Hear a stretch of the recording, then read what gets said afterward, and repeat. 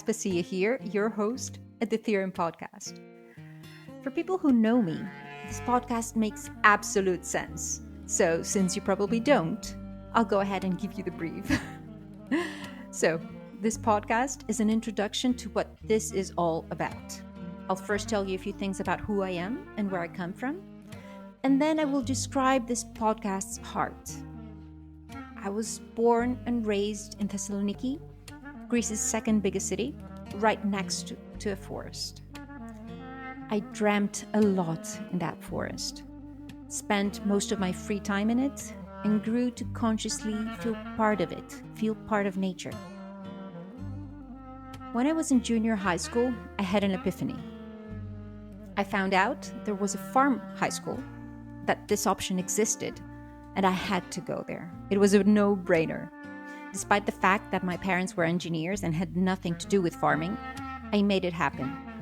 I wanted to know more about plants and animals and self-sufficiency in nature.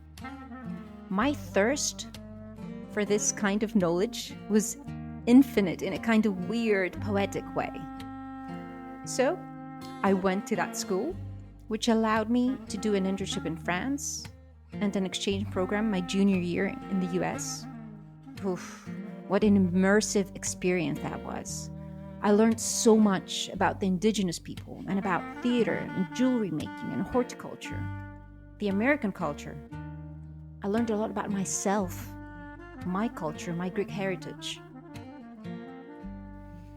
After high school, I went on to study business administration because I believed at the time that this would broaden my horizons and perception. And I worked a bit in marketing. Then I quit and got into a theater school in Thessaloniki. I continued my studies on theater at the University of Oklahoma, and I later found out that I didn't have what it took to be in that industry and went back to working in marketing and advertising. I did a master's in advertising, and at 33, when I had my second child, I was confronted with my newborn's health issue. Since what conventional doctors suggested was not sustainable or rational, in my opinion, I began looking for ways to change things around, to find an alternative solution, something that would make sense to me. So I changed the way we ate, what we ate, but this was just the beginning. Trying to find an urgent solution for my baby's condition, I asked around everybody I knew and read and researched and learned a lot along the way. To make a long story a bit shorter, this led me to excessive experimental cooking, which led me to creating Kids in the Kitchen.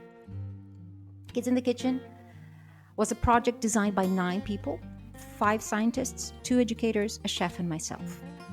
Kids in the Kitchen educated children about sustainability, home economics, safety and hygiene in the kitchen, and nutrition through the joy of cooking. Kids in the Kitchen received publicity, recognition, and awards, but was put to sleep by the pandemic.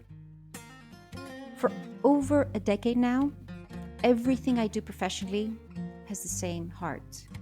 In other words, the why is one and the same, and that is helping people make better choices, improve their habits, so that they can be healthier, happier, and in doing so, they can help humanity and nature. I'm a trauma-informed integrative coach, which means that I use a variety of methods and disciplines to guide my clients. I also designed workplace wellness programs and wellness programs for schools, for students of all ages, and their teachers. I'm also an energy healer. So, that's my background and what I do besides this podcast. And I see this podcast as part of my future. I've been fortunate enough to have come across some valuable knowledge and some extraordinary people. I try to have a beginner's mind during my conversations with them and bring to you information and ideas that hopefully will help you change how you think or help you make better choices.